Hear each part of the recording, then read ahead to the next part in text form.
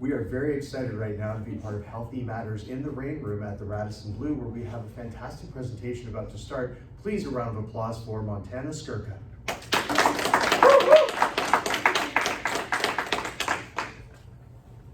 Thank you so much. I'm really happy to be here with all of you. And I think that, the first step to taking care of our mental health and providing self-care for ourselves is talking about it. So the fact that you're here, you're already on the right track. Can you hear me? That's good? Okay, cool. Okay, so my name is Montana, and I was thinking about this as I was preparing for this. It's kind of hard for me to believe that I've survived cancer. I was cured 23 years ago, so that's quite a long time, most of my life. But the thing is, there was a sense that I wasn't cured. There was like this embodied feeling that there was something very, very wrong that never left. And not only did it never leave, when I was declared cured at 10 years old at Sick Kids Hospital in Toronto with acute lymphoblastic leukemia. Come on in. This is B, right? Yes. Yeah, sure. So I was diagnosed with acute lymphoblastic leukemia at 7 years old. I was fortunate enough to go to Sick Kids Hospital and get incredible care. And when I was declared cured 3 years later at 10 years old, that's really when like my mental and emotional health starts to deteriorate. So I think that my journey, professionally and personally, has really been to understand that. So that kind of led me to learning and becoming a yoga teacher, because I was really searching for ways that I could feel safe in my body again once that autonomy and sense of safety and comfort was stripped away from me at such a young age, when my brain was developing, when my sense of what the world was developing, right? So now, it's like a very full circle moment, because as of 6 months ago, I work at Sick Kids now in supportive care research with oncology, with kids with cancer, and I get to go into the rooms and practice yoga with them, and the research is really looking at not only the physical symptoms, but also the mental and emotional symptoms. So it's really exciting for me to kind of be revisiting that. But that being said, I couldn't have done that without doing a lot of like inner work and healing, because the idea of working at Sick Kids, like even 3 years ago, would have been insane, just so triggering, right? So I think that's really, for me, the question that guides this workshop is, okay, we're all really personally connected to this topic. So, we've talked a lot about power through this conference, and just physiologically, we're in such a disempowered state when we're sick, when we are so personally invested in something that other people, it's more abstract, right? So how do we actually do our work effectively, but also care for ourselves as we navigate these triggers and intense emotions? So for me, I've always been really into speaking and sharing my story. I think a big part of that was I was literally like, does anybody know what's going on? Like, if I just keep talking about what's happening, maybe someone can explain to me like why I feel like I never healed from cancer, and why I shouldn't just be grateful and happy. And that's what everyone kept telling me, and so then I would feel guilty, and it was just this like vicious cycle. But a lot of times when I did share my story, I would feel a lot worse after. So I think it's important for us to kind of recognize, wait, like where are we sharing and how are we sharing? And are we protecting ourselves? We don't want to be martyrs. We want to make sure that we're coming from an empowered place. So this workshop is really aimed to offer some like tangible tips and tools to support ourselves and one another as we kind of take care of ourselves, because that's really the most important thing, right? So we've done a little bit of an introduction, and actually I would love to hear from all of you, like what are some things that you do to take care of yourself and protect and help your mental health, maybe within your advocacy or just generally, if anyone has anything they want to share. Yes? Therapy. Therapy is a big one, yeah. And I think with therapy, finding the right type of therapy. Because a lot of people go to therapy and they're like, this isn't working, right? For some people, CBT is great. For some people, it's narrative. I mean, it can be a very overwhelming field. I think medical trauma is a very specific type of trauma. And so if you're not getting what you need, like keep looking. Yeah, yes. I was a year before I went into therapy, Okay. on the advice of my daughter who worked at the hospital where I was. But I'm a musician, so I'm still in the military band, so my husband and I both still do our music. We parade with them, and I have a piano at home that I pound on. Love the that. crap out of it. Love that. Music is so healing. I love that. Yes. So I do meditation and yoga, sometimes journaling.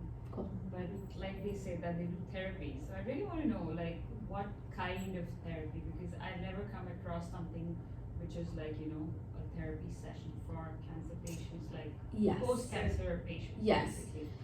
So that's a really good question. I think this is where, like, this field is just emerging. So especially in Canada, it's not like, it is a little bit harder to find people who, there were so many times where I would go to a therapist, they'd be like, I don't do cancer, like, I don't know what you're talking about. And then I would just be like, again, feel even worse, more scared, more disempowered. I think, like, we're gonna be talking about the trauma in the nervous system. I think if you feel like you're still experiencing mental and emotional symptoms from your cancer diagnosis, there's probably some like post-traumatic stress stuff going on. So someone who's more equipped to handle PTSD symptoms could be somewhere to look. If you've ever looked on Everwell before, so I specifically see a cancer counselor. Amazing. And yeah, because I had a full-on breakdown this summer. I had to leave work, so like I had to do my research. And Everwell will provide you with different types to try, but I specifically see on that. Yeah, I know about Wellspring program, but obviously they don't do like a therapy session. No, this is Everwell. And it's a therapy session. Like I talked to him for an hour. That's really, really good to know. I mean, that's a thing too, like, not aware about. 20 years ago, a lot of this stuff didn't even exist. Yeah. So it's really exciting how things have kind of progressed. Okay, great. So these are some great resources that we're already kind of doing. The first step is to kind of acknowledge what we already do to take care of ourselves.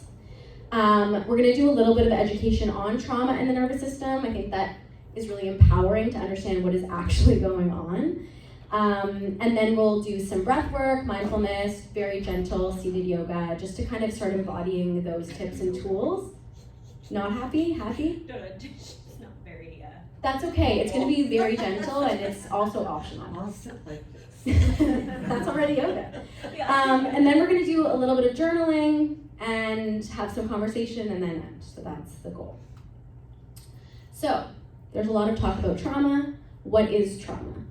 Trauma is a wound that injures us emotionally, psychologically, physiologically, and spiritually, right? So our Western healthcare system could be better, but it's pretty good and advancing pretty quickly in terms of like the physiological, physical wound.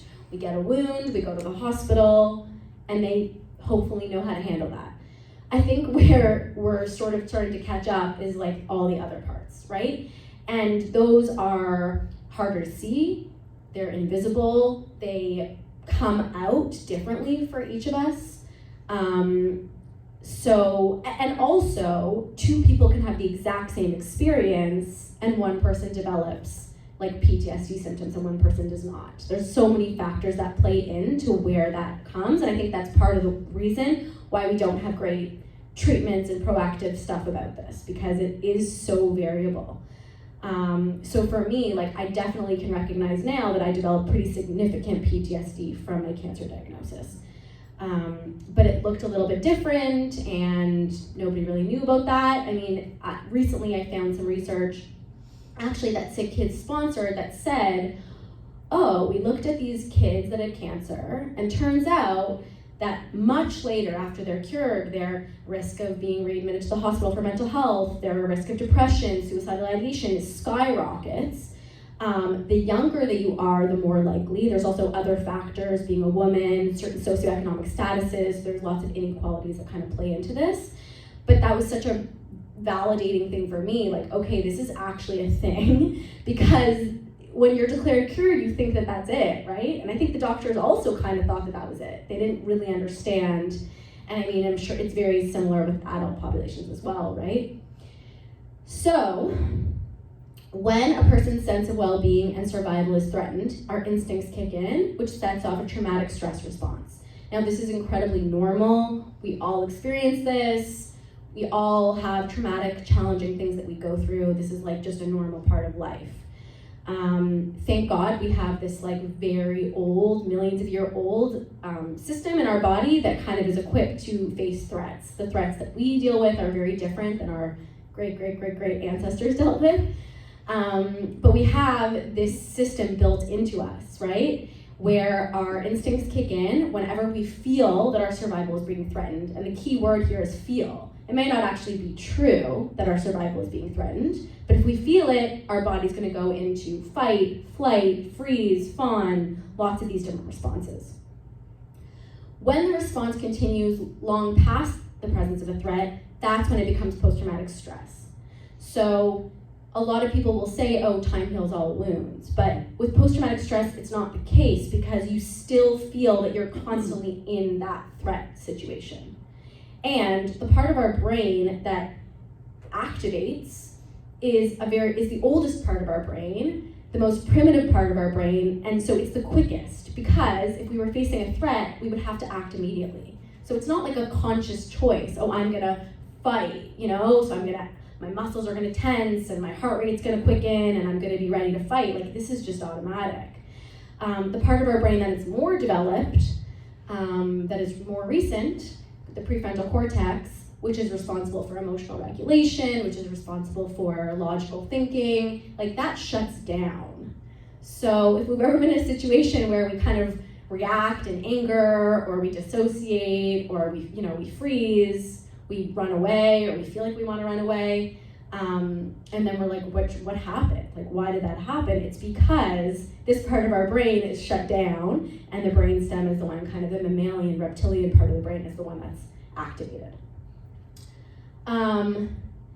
Any experience of trauma can leave a person more vulnerable to experience subsequent stressor as traumatic. And it's inherently a violation or experience of violence. So this is also what makes medical trauma kind of different and a little bit more complicated, because we know that when we get cancer treatment, our life is being saved. Like, there's not a very clear aggressor, right? So in other types of trauma, sexual assault, war, it's much more clear, like, who the bad guy and the good guy is, And it's much more clear, okay, that's where the conflict is, now I'm safe. But I think when we deal with an internal threat, it's like, who do we blame? Who are we against? Like, who are we fighting, And that can kind of morph into us blaming ourselves or blaming the system, and oftentimes the system is at fault in certain ways, but we can get, again, like a lot of these activations and these responses.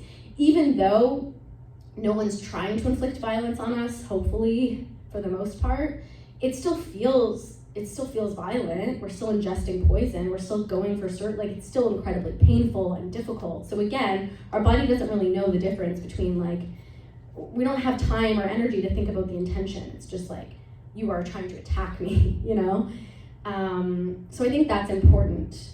And it kind of lessens the blame game, and it's just like, okay, I was 7, I experienced violence. Like, if I just think about it abstractly, that makes total sense.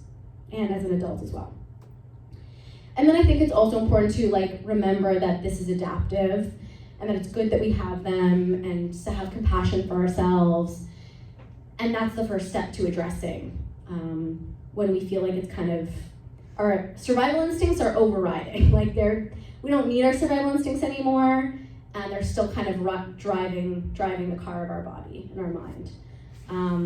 When we get angry about our survival instincts, then we're just, again, fighting ourselves. But if we have some compassion and understanding about why this is happening, we went through a very traumatic event, of course our nervous system is equipped to deal with threats. Let's start with some compassion.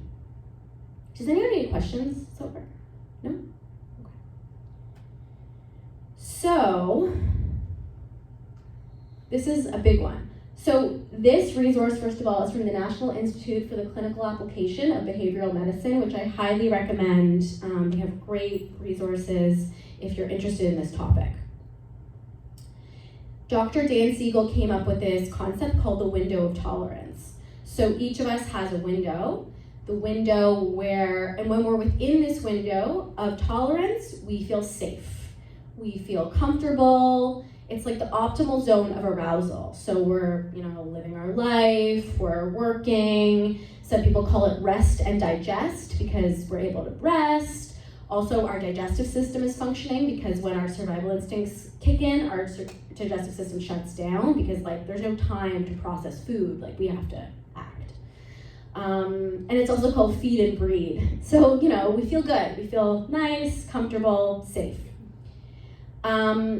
When we feel that our survival is being threatened, that's where we can go into the hyperarousal or hypoarousal. We can think of hyperarousal as more of an anxious state, and hypoarousal as more of a depressive state.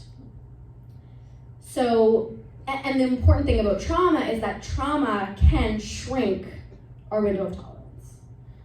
So we are more likely, if we are experiencing trauma or post-traumatic stress, to be sent into these two states very quickly. Hyperarousal looks like anxiety, anger, we feel out of control, overwhelmed, our heart's beating. Hypervigilant, looking around for threats everywhere, that type of feeling.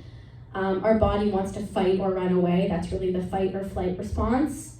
And again, there's nothing that we don't choose this, it just happens automatically. The hypoarousal is more of the freeze response. So that's where we dissociate, we numb. If you've ever been scrolling on Instagram and then you lose hours of your day, that's more of a dissociation feeling, right? Where we're just sort of numb and out of it. It's our body wants to shut down. And some of us have a tendency towards going to some more than others, right? So some of us are really familiar with fight or flight or freeze, but it's all kind of caused by the same thing. Our body's I can't deal, so I need to either fight you and run away, or I need to just completely numb out so that this can happen as painlessly as possible. And when stress and trauma shrinks our window of tolerance, it's not going to really take very much for us to be thrown out. When we stay too long in either of these states, that's when it becomes a diagnosable mental health condition. Anxiety disorder, depression. But I think it's helpful for us to understand it from a nervous system perspective because it can kind of depathologize it. Sometimes when we're already dealing with one health issue, this happened to me my whole life. I would just feel I kept being piled on with different labels of diagnoses. And so it's okay, I had childhood leukemia, now I have all these anxiety disorder or whatever, then I developed an autoimmune disorder, and the way our Western system deals with it is as though they're all separate, but of course they're not, right? So when we understand why this is happening, we can kind of depathologize it. Any questions about the window of tolerance? No? That makes sense? Yeah. And so, ultimately the goal is to stay within the window of tolerance as much as possible and to potentially even expand it over time, which is it takes a long time for us to do that. But there are ways for us to do it, So now when I can look back and I can say, okay, I had, because of the PTSD experience from a very young age, I had a very small window, And I think in a way, people wanted to protect me, and so maybe my parents would say, okay, we will protect, because the other thing is it affects everyone. So my parents also experienced trauma from that experience, my friends, my family, and so I think all of us were kind of stuck in this state of Montana's the patient, she's the vulnerable one, we all need to protect her, and sometimes it can be really hard to gain autonomy and agency when that feels like it's your identity. So with that being said, it could be interesting to do some somatic experiencing so we can kind of get a sense of this. And I just have this nice poster from Transcending Trauma with Yoga, just about how yoga can actually support our healing. For me, again, it's really about, okay, if I believed that my body was against me, how do I make friends with my body? If I feel like I didn't have control over my body, how do I feel control over it, right? How do I become friends and understand what's going on inside? Rather than, because that's the other thing, is the word patient is from the Latin word of passive. We are passive as patients. So when that becomes part of our identity, that's problematic because we don't want to be passive as individuals. We want to feel agency and control. So how do we build that sense of agency and control within ourselves so that we're not always like, hey, something's wrong, can you fix it? There's a place for that, but there's also so many things we can actually do. So let's try some stuff. So what we're gonna do is we're gonna start with a breathing exercise called cyclic sighing, and this is from Dr. Andrew Huberman, who, if you're interested in like well-being and very scientifically based health tips, he's kind of your guy. So just kind of get into a nice tall spine, get comfortable. And so maybe close your eyes. And the way this breath works is we're gonna inhale through the nose and fill our lungs. Pause at the top of the inhale. And then take an extra sip of air through the nose. So really fill the lungs. And then exhale out the mouth. So it's just like that. We inhale through the nose. Pause. Inhale again, fill the lungs. And out the mouth. Let it be a sigh. 2 more. In through the nose. Pause. Even more. Fill the lungs. Out the mouth. Last time. In. In again. And out the mouth. So they studied different types of breathing and meditation. They found that this one was particularly effective at combating anxiety. As again, like bringing us back into that window, because that's really what we're trying to do, especially, quickly, potentially, if we're in a certain situation. So breathing exercises are amazing for that. The next thing we're gonna do is a little bit of meditation. So just staying in that state with your eyes closed and your spine nice and tall. Finding a place perhaps where your feet can ground, where your hands can be comfortable on your lap. And then if you feel comfortable doing so, just closing the eyes or even just half closing them so that there's a little bit less. We take in about 80 to 90% of our stimulation and our information through our eyes for seated individuals. And so by closing them, we can kind of begin that journey inwards. So paying particular attention here to the breath, and not trying to change the breath in any way,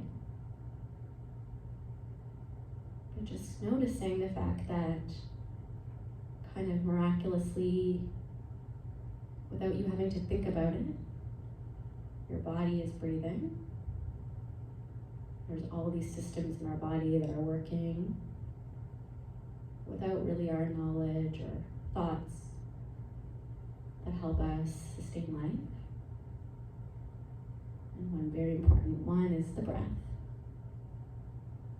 So noticing here the rhythm of your breath in its natural state.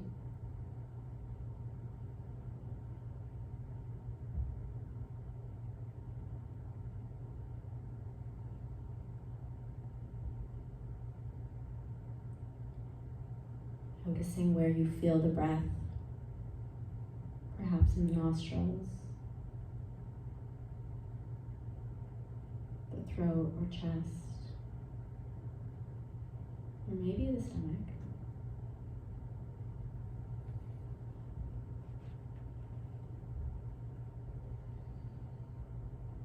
What is the texture and depth of your breath?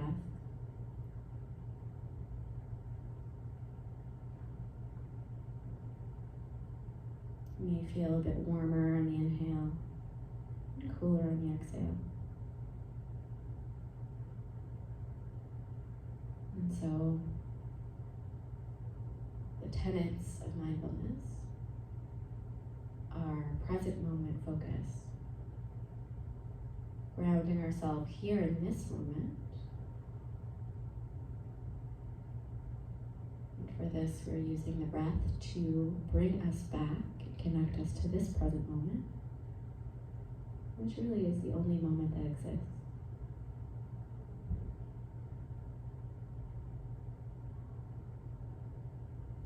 another key to mindfulness is non-judgment. So we're curious. We're not judging things, labeling them as good or bad, right or wrong.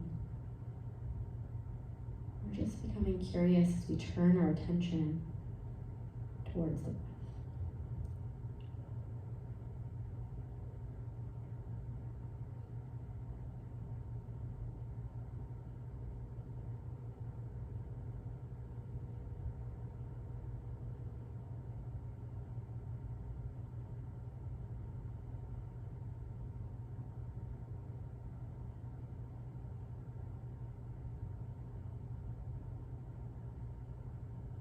Taking now an intentional breath in through the nose and letting it out the mouth. And we'll go from here to some really gentle stretching with the same intention of that curiosity and that non-judgment. So bringing an ear to your shoulder, doesn't matter which one. Just noticing here if there's a stretch along the outside of the neck. And slowly from here, semicircle, chin towards chest. So we're drawing a circle with our chin until our other ear lands close to that shoulder. And from here at your own pace, we'll do these half circles, exploring sensation through the big muscles at the sides of our neck.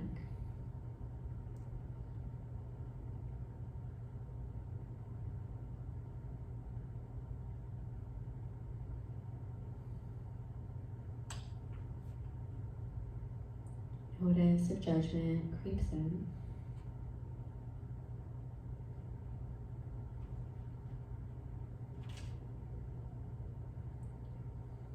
Beautiful. And from here, we'll move to the shoulders. So coming into a nice tall spine, we'll shrug the shoulders up towards the ears as we inhale and let them go as we exhale. So do a few more of those. Shrugging the shoulders up to the ears, on the inhale, and then down on the exhale. And so you can stay like that, or perhaps begin to create circles, so rolling the shoulders up and all the way back. And so this can be as big as a movement as you would like. This is your practice. That's one of the big tenets of a trauma-informed yoga practice, where you get to decide how you move. And I just give invitations.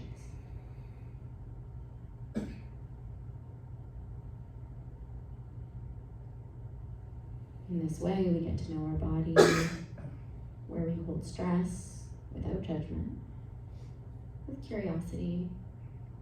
And as soon as we're matching our breath to our movement, that's when it becomes yoga. Beautiful. From our shoulders, we'll move to our wrists, circling the wrists. Let's start with outwards. Nice and slow, mindful. An opportunity for us to kind of notice where our mind wanders. Without judgment, we can gently bring it back. And then we'll circle the other way.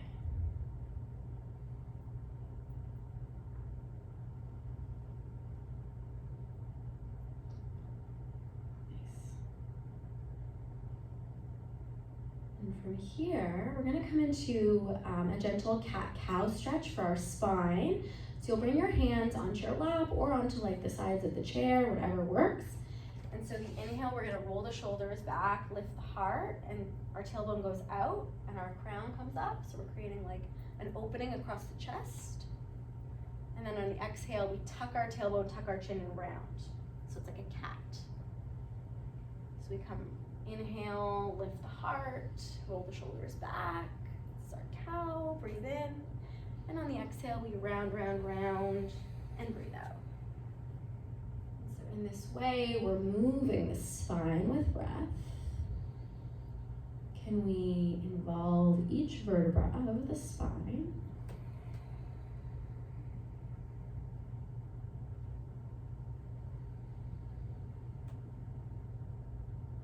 As we inhale,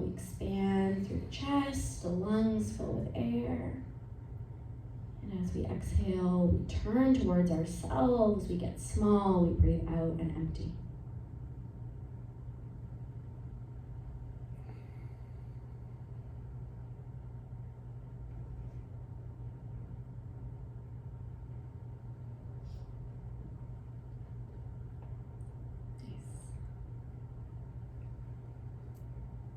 Coming back now to our nice tall spine.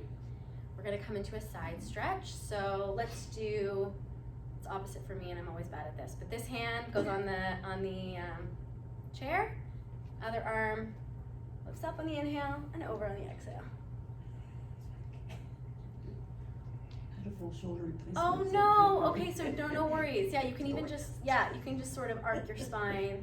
So we're here, we're feeling a stretch through the side body, from our sits bones that are grounded on the chair, up through the side. Breathe in, lengthen, feel that stretch. Good. From here, we're going to come back on the exhale. And then second side, inhale, lift up, and exhale over. Again, feel that stretch along the side line. It may feel quite different on one side of the body versus the other, so that's interesting information for us, right? And then we come back. Good. And now we're gonna come into a twist. So we'll turn towards the side, and then you can hold onto the chair for support. One arm behind you, one arm on the chair. Inhale, get tall through the spine, and exhale, twist. And then stay in your twist, keep inhaling to feel the spine lengthen, and keep exhaling to feel that twist move through the spine. Inhale back to center, and then we'll switch sides. Keeping the spine long, inhale, lengthen, exhale, twist. Good. Nice. It's a little easier on a mat, but we're using what we got. And back to center. Good. So just kind of shake it out. Notice how you feel versus 10 minutes ago. No right or wrong. And now we'll just end with a little bit more breathing and meditation of this portion. So we're gonna come into a breathing exercise called box breathing. And so box breathing, we inhale for a count of 4. We hold the breath in for a count of 4. We breathe out for a count of 4, and we hold out for a count of 4. So it's pretty self-explanatory why it's a box, and it's also easy, hopefully, for us to remember again when we're in situations where we think that our nervous system might get activated or we feel it, we can come right back to the breath. So let's try together. Let's start with a big inhale through the nose and out the mouth. Now we'll breathe in for a count of 1, 2, 3, 4, hold 1, 2, 3, 4, out 1, 2, 3, 4, hold 1, 2, 3, 4, inhale and hold. Exhale and hold. Breathe in, 2, 3, 4, hold at the top, 2, 3, 4, breathe out, 2, 3, 4, hold at the bottom. 2, 3, 4. Take a deep breath in and a deep sigh out. Good. And so those holds can be a little triggering. So again, it's different for all of us, right? And again, we tailor this to what works for us. We can count in for 2. Our box can be small, our box can be big. We can play around with it. Again, these are just tips and tools. You take what you need, you leave the rest. But slowing down the breath physiologically changes our brain. It calms down our nervous system. So the more that we can kind of elongate and hold the breath, the better off we'll be in the long run if we can kind of work towards that. And we can work towards it when we're maybe not in that activated state, so that we can, and that's the thing about these practices, like yoga and meditation, and they're not going to necessarily always be instant fixes. Sometimes we need to actually practice so that we have them down pat when we need them. So from here, I would love us to pull out our notebook. There's also pads of paper in the back and pens, and kind of just take some time to journal, to think about, first of all, if there's anything that came up over the last little bit that we've been talking, just kind of writing whatever's coming up for you, but I also have prompts if that helps. My first one is, what drives your desire to advocate on behalf of patients and caregivers? What takes you out of your window of tolerance? What triggers you? What brings you into that hyper-arousal or hypo-arousal state? And how can you take steps, you, in your personal experience, to stay within the window of tolerance and or come back into it and or expand it over time while still engaging in your advocacy work? So I'll leave that for you for a few minutes to think about. And if you are having a hard time, just start writing, and don't judge yourself again. Just kind of let it flow. Whatever comes out is great. There's no right or wrong.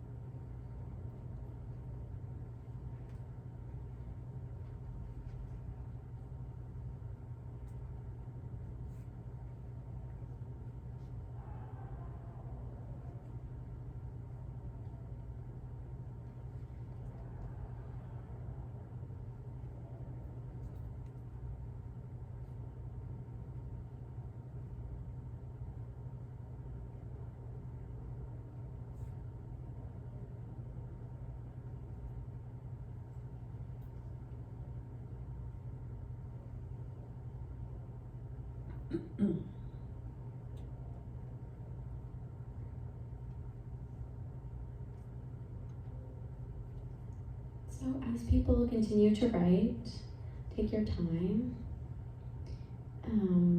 I think we have a small enough group that we could even do this sharing and kind of just as a group. So I'd love to hear kind of what's come up for you. Again, public, speaking and saying things out loud to people that you don't necessarily know that well can bring people out of their window of tolerance, right? So making sure that, again, you're thinking about that first and foremost. But I'm interested in how the experience was for you, right? So did you find anything, did it feel good to journal or to breathe or do yoga, or what was the experience like? And if you have any specific things that you want to share from the prompts, that's also welcome. So kind of just whatever you feel like sharing or asking at this point is all welcome. The guy with the red cap. Yeah. That everybody knows. My name is Angus, not Agnes, but hey, people get it wrong all the time. first of all, I want to thank you for taking the time, for sharing your time with us. I meditate every morning, and don't tell other people this, but men really like having it called stress relief, because meditation sends us running for the coast. Good tip. Dan Harris and Jeff. Oh, I know what you're talking about. Consciousness Explorers Club.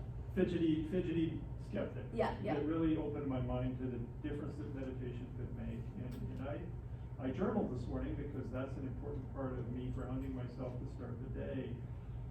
But I skipped my meditation. Well, you got it. So, exactly. And I can't, I was a little skeptical, like, how's this going to work in a room full of people? There'll be so much distraction and all the rest of it. And I can't believe, like, it accessed all of that practice that I've been doing, and it brought me back to the present moment and to enjoying what it is and why it is that I'm here. Wow, thank you so much.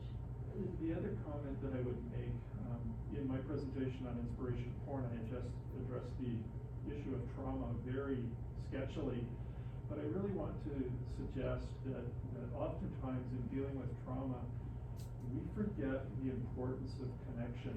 Trauma tends to isolate us. Yeah.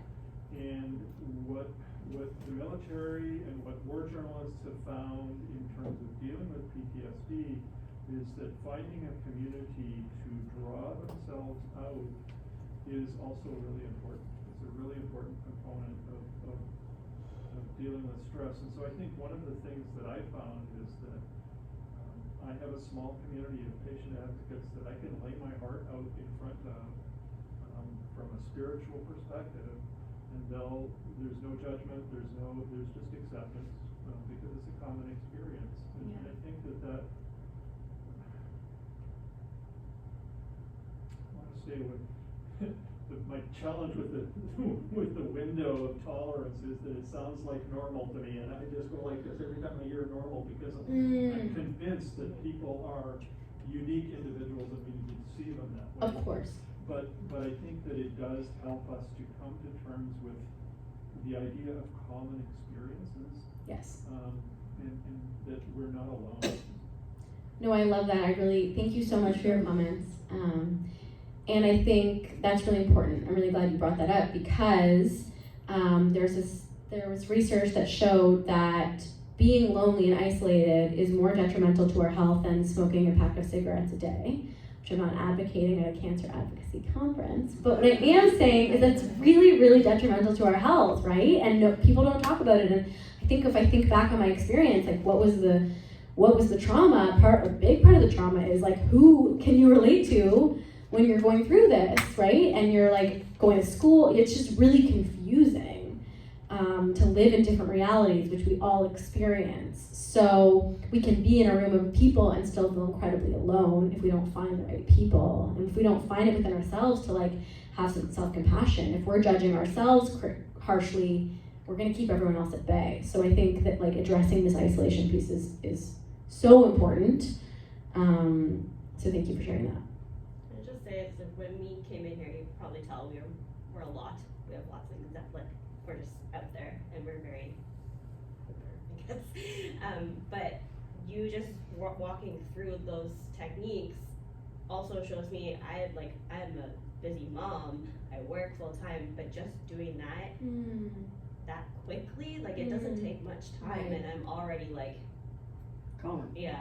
And it didn't take much time. Yeah. I can add that into my life. Definitely. I really appreciate that. It is so true that taking a few minutes, and I think we were talking about social media last night, and it's like that's where that stuff can be so insidious, because whenever we have a few minutes, we kind of go right to that. And sometimes it's like, that's the thing. Sometimes we are like, I'm choosing to distract myself. Like my self-care practice is to like zone out, and that's fine. But I think if we also choose like, to meditate for 2 minutes, 3 minutes, like that's also really helpful for us to kind of clear our mind rather than like getting more stimulus.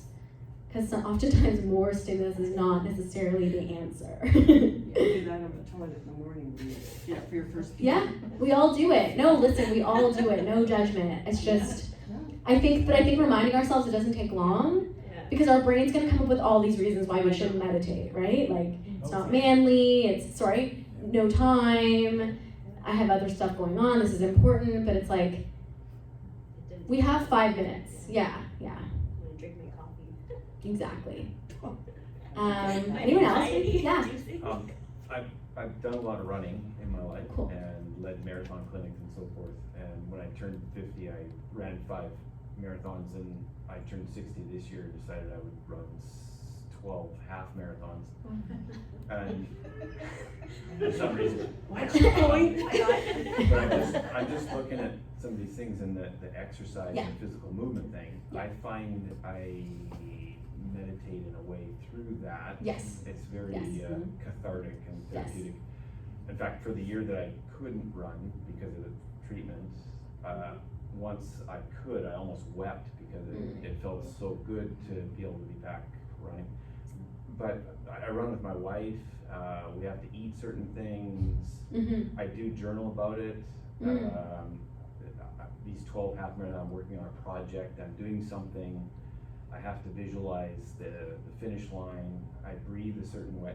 So I'm experiencing a lot of this. I don't know where I'm going with that, but that's that comment. I find with other types of meditation stuff that you've just done, a lot of it, with someone that leads it, their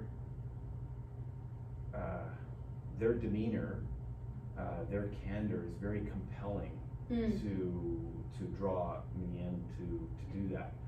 I've been in some situations where it's like I'm not getting any. I don't feel this has really hit the person leading it. Right. But with you, I have, and with good. others, Okay. yeah. So it's, anyways, just a comment. That Yeah. Was, yeah. No, I really, really appreciate that. I mean, another research study book showed that, exercise is pretty much our best antidepressant we have. So, depends on what state we're in, when we're going through treatment, that's not gonna be accessible to us, right? But it is so important for us to include some sort of movement, just for our own mental health and well-being. So I really appreciate that and I think that's also an important comment of like,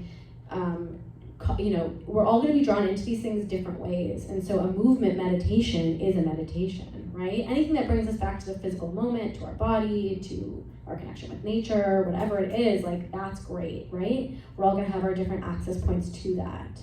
So if sitting still and meditating does not sound appealing, like going for a walk, turning off your phone for a bit, whatever it is. And I think another good point is that like one healthy habit kind of can lead to another. Okay, now I'm with my wife, now I'm eating healthier, and so all these things can kind of build on one another. I'm doing it with a community of support and of people kind of cheering me on. So that's kind of, and this is another great resource from the National Institute for Clinical Application of Behavioral Medicine. The more healthy, whatever healthy means for us, our lifestyles are, the more that we're gonna feel bolstered and have more energy and capacity to do the work that we do. Number one, the attention centering techniques is really about kind of neutralizing anxiety. So our brain is great at thinking and pondering and worrying, and it kind of just always goes. When we feel an anxious thought coming and we try to like push it away, oftentimes what we resist persists, it will just amplify. So the idea of meditation is to just say, okay, this is gonna go on, this monkey mind is gonna happen, and I'm gonna pay attention to my breath, and I'm gonna choose my awareness, choose my focus. Sometimes people will even do grounding exercises like, okay, what are 3 things in the room that I can see, or what colors do I see, or anything that's gonna bring us back to that present. Visualization is great. And then expressive creative strategies, and that's more like channeling it. So rather than just neutralizing it, now how do we channel it into working on a project, some sort of artistic thing, physical movement. And I think oftentimes we feel like it's almost like in our society, you don't pursue art unless you're an artist, and you don't pursue writing unless you're a writer, and you don't do gardening unless, you know what I mean? And it's like, no, this is literally just for us. And that's super important to have things that are literally for no purpose other than ourselves and what is fun to us. Rediscovering play, right? Spontaneity, joy, all those things come when we're working on something that's bringing us fulfillment. And then there's the reflective strategies, and those are more to like understand ourselves better so that we can understand what triggers us, because like you said, we are all so different. So understanding ourselves by talking to a therapist, by journaling, by noticing patterns that arise within us, that can really help. So it's kind of like all these 4 strategies together that can lead us out of that vicious cycle towards kind of a more like victorious cycle. So yeah, is there anything, like, we still have a few more minutes, anyone else wants to share? Yes? I found that while I was journaling, just even incorporating what was on the screen at the time in my responses, I caught myself self-auditing. Like, it's just, this was like the answer that I wanted to see, and then took a beat and said, no, wait, this is what it actually is. And it just like I'm not shy to say it. What takes me out of my window of tolerance is when I feel an outside force is non-negotiable or unfeeling towards me. But my first was a lot more just sanitized. And that's what what drives my desire to taking action is relieving pain in others that I'm too familiar with. And just that honesty of like, oh, okay, this is what the ground feels like right now. Right. So yeah, just those steps where I caught myself stopping. I'm like, whoa, okay, wait a sec, that's not actually it. Right. And then this is it. So no, I love that, because I think when we start journaling, if we're not comfortable with it, we're like, feel like we're writing an essay, or it's like takes time for us to remember no one's reading this, and we're allowed to be imperfect. I think our like education system and we have a lot of systems that are sort of all about like grading and assessment, and it's like we have to kind of let go of that, right, when we're doing these more exploratory creative things. So I really appreciate that, and I think a lot of us get stuck in that, and then as time goes on, maybe hopefully that stuff can kind of, I think especially also like I think if you're someone who is comfortable performing, because I'm the same way in different ways, but it's like sometimes we can have a little bit of a mask and we don't even know like for me, I'll just talk about myself, like it took me a long time. I think when I was a cancer patient, I was like the smiley little girl who was like so mature and never cried, and I mean, that's not what was actually happening inside, but I actually didn't even know how to access that part of myself. So kind of even for ourselves, like knowing what's underneath our own masks is like the first step. Yeah. So yeah, stay in touch. Thank you so much for listening and participating, and I'd love to hear. Yeah. Do you like run classes for meditation and yoga? Yeah, great question. Thank you. So from like in Toronto, from like May to end of October, I do park classes, which is really fun. So. But I am in talks with a wellness center to run indoor classes, and I think those will also be accessible through like online, Zoom and stuff. I also have other free stuff. If you email me, I can send you some classes that I've taught, Would you some meditations. do like going into a company over Zoom? And Yeah, I'm open to anything. If you have ideas, let me know. Yeah, thank you. Yes. Answering those questions about the journaling prompts. Yeah. I am always in fight or flight. Okay. Always. Okay. Very rarely am I not. Okay. And I'm a very defensive person Okay. as well. So the one question about what takes me out of that window or puts me in it, incompetency. I can't stand incompetency in any division of life. Yeah. And then I judge for a minute. Yeah. And then I might say, oh well, maybe this is why they did it this way. Why didn't they do it the way they were supposed to? And that's. I had to be raised by that. No, but I feel you. I feel you. And listen, like it makes total sense. As my trauma therapist would say, like it makes sense. If we faced incompetency in our diagnosis, that's a life or death situation. So like, of course, even little, like if someone's being incompetent is like, I don't know, in the coffee store, it's still frustrating because it's again that same fear thing of like, no, this is life or death, and then you have to be like, wait, I'm at Starbucks, I'm okay. Yeah. And that's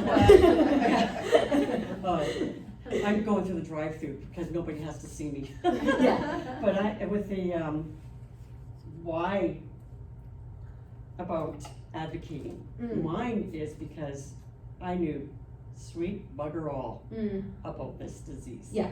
And I was a nurse. Yeah. Got registered in '79, and my first job was palliative care at home before it became a big thing, 1979, Wow. with cancer patients. But Wow. never did this, what I have, come up. Really? Yeah.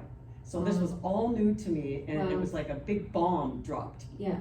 And I'm going, all the words in my head, all those 4-letter words. Yeah, of course. Every once in Makes a while they would escape. It makes a lot of sense. But yeah, Yeah. shut up. A moment Yeah. of shameless self-promotion, the Canadian Cancer Society has a wonderful website called cancerconnections.ca. Cool. And I run a section of it, a group called Creation Nation. Cool. And every Tuesday I make a prompt, an inspiration prompt based on a word. And it's not very well attended. I think there are 140 members, which in the scheme of Canadian cancer patients isn't very many. But I'm a firm believer in creativity as healing. Yes. And that's the whole thrust behind that group. So drop in, say hi, scare the hell out of me. I love that. Yeah, and if you just shoot me an email and say your name, I'll add you to my list so that if any new offerings become available, I can let you know, and I have some free stuff as well. What's it called, Angus? It's cancerconnections.ca is the CCS website, and that's a whole online forum of cancer patients. Amazing. It's pretty incredible. Great. Thank you all so much. Enjoy lunch. Thank you. That was great. Good.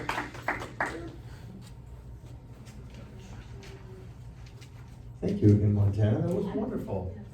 All right.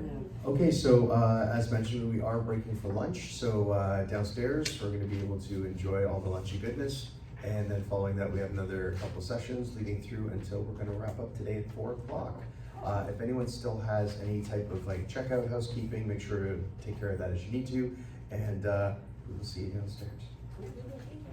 Because I had my son was born with a VSD with a heart hole in his heart. So we were at Sick Kids in